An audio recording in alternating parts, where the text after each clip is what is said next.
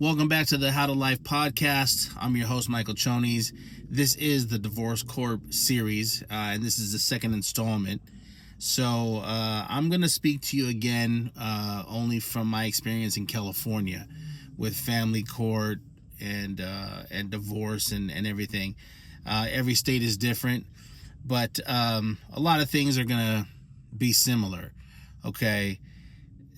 First and foremost, if I could do anything different and advise anybody, I would absolutely 120% recommend getting some kind of prenup in place. You hear about it, people talk about it. I don't know why it's so controversial. Now that I think about it, hindsight, we know the odds of marriage in this country are failing. Okay? They're failing. A 50 some odd percent rate of marriages that stay together versus a 50 some odd percent that don't stay together. That's a failing percentage. So we're going into something knowing that the odds are 50-50 that it may not last. And if any of us know anything about relationships, whether you're boyfriend and girlfriend, whether you've been dating for a short time, a long time, whether you're married, usually when relationships end, people don't handle it well. You start to see people act on emotions and want to hurt each other, and so imagine when you're married, and then imagine if you have children, and things don't work out. You hate to think about that. Nobody wants to go into a marriage wondering what it's going to be like if it doesn't work out. But again, I know it's kind of a cheesy, analogy, but, when you have a car, when you drive, that there's a chance that you could be in an accident and you want to be covered. You want to plan for the worst case scenario. And that's why you have insurance, to hopefully help you if things do go bad. And again, what we know about the odds of marriages not working out and going bad, maybe the prenup is a type of insurance to help protect you when things go bad, if things go bad. But yes, if I could do it over again, I absolutely would have a prenup in place. Does that mean it's guaranteed to make things go smoother? Maybe not.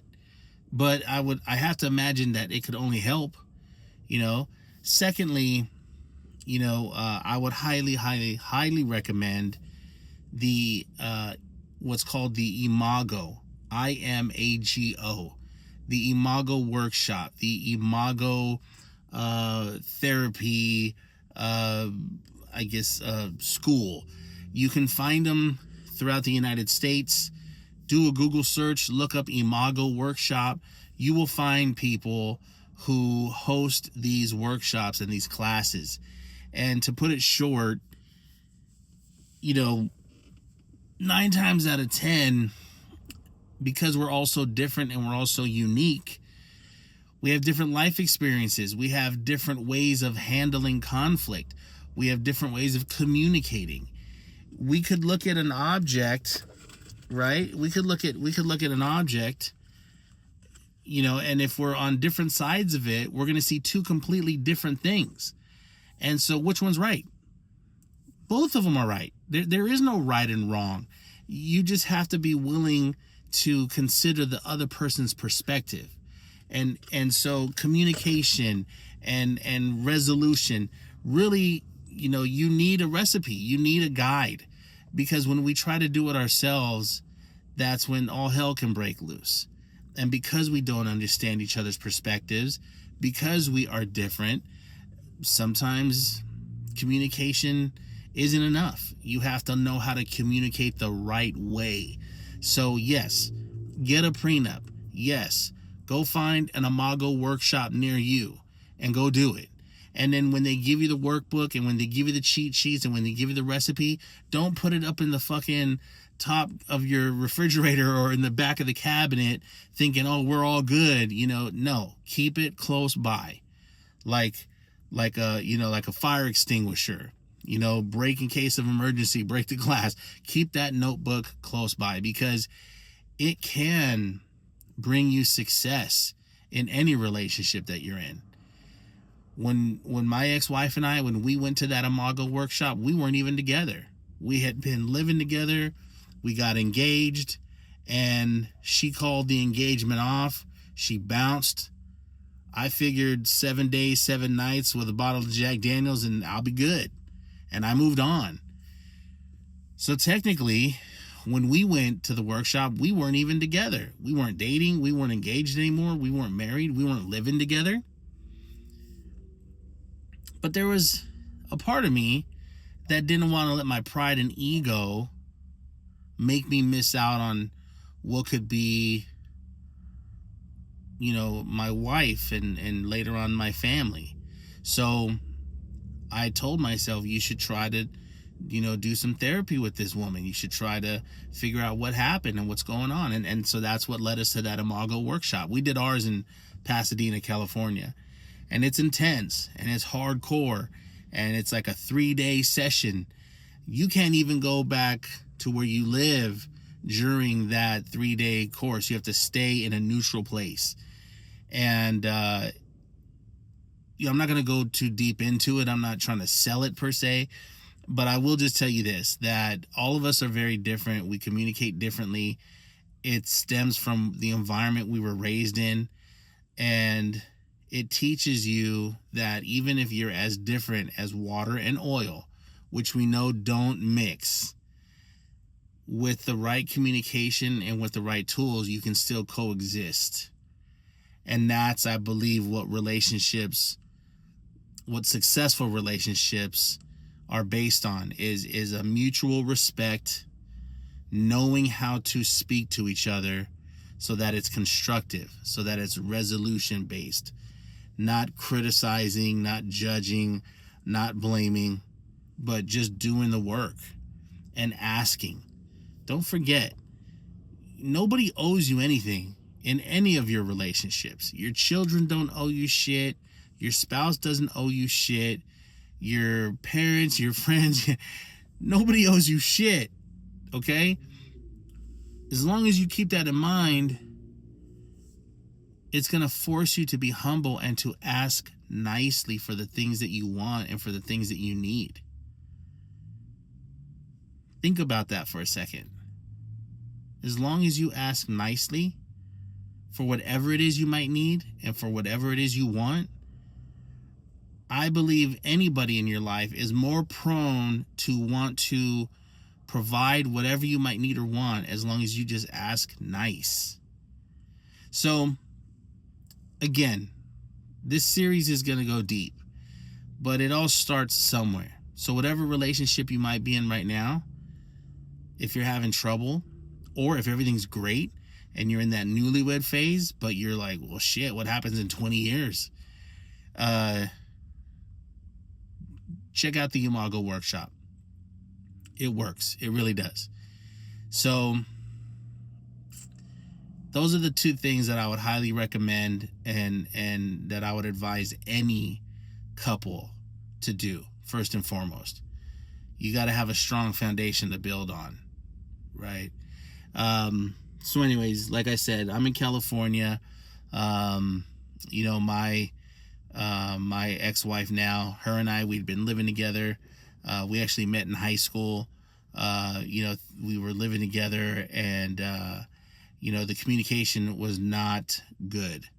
I'm a very open, talkative, resolution type of person. If there's a problem, I want to find out what it is. Let's fix it so we can get back to having fun and living our lives and playing and being happy.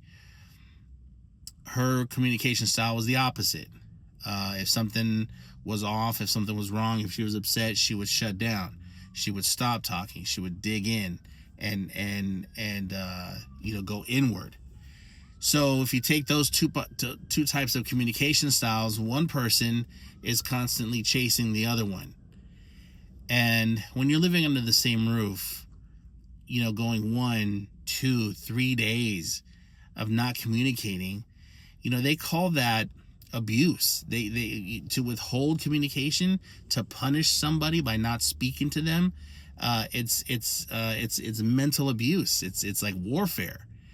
So instead of willing to speak and understand each other, if one person is just saying, now I'm not going to speak to you, I'm not going to be affectionate with you, I'm not going to even acknowledge you, and here we are under the same roof. You can't live like that. Nobody can live like that. And then, you're doing this weird dance, right? Well, oh, maybe I should leave her alone because she doesn't want to talk. So I'll exit and I'll give her space. But then if she isn't the one to initiate communication, it's like you're two separate entities now no longer even interacting and living in the same space. It's gross. It sucks.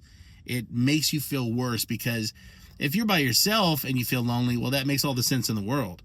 But if you feel lonely and there's someone else in your living space, I mean, it messes with you, right? It's horrible. So, that was going on. After we split, she called off the engagement.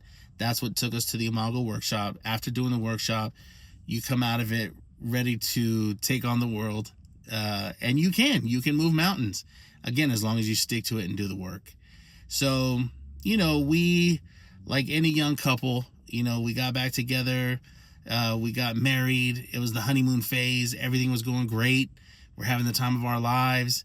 And so that workbook, the cheat sheet, kind of got thrown in the cupboard, started collecting dust, and everything was going so well, we figured we could just do it ourselves.